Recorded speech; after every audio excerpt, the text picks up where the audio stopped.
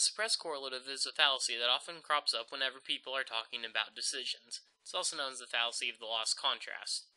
It occurs when all choices are placed into the same category, so that a choice outside that category is impossible to make. And it occurs whenever we have problems with our language, not with our actual thought process. So our first example, Thrasymachus claims, doing nothing is doing something. Adamantus points out, by this logic, doing nothing would be impossible, and therefore the phrase would make no sense. This is a suppressed correlative.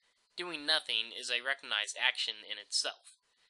Here he's pointing out that the problem with the phrase doing nothing is doing something just occurs because of the language we use and not the thought process. And that will happen in these other two examples. In this one, Thrasymachus claims, even when my mind is sleeping, it is awake. Adamantus points out, when your mind is sleeping, it is active. But the terms we use are not as descriptive as they could be, but their meaning is agreed upon.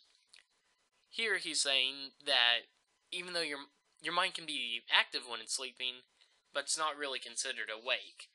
It's just the terms we use for it. In our last example, Thrasymachus claims everything could be hotter, so all things must be cold.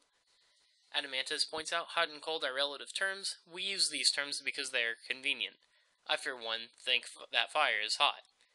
Now, this one could also be the fallacy of the beard. It actually falls under both categories, and a lot of fallacies will fall under more than one category.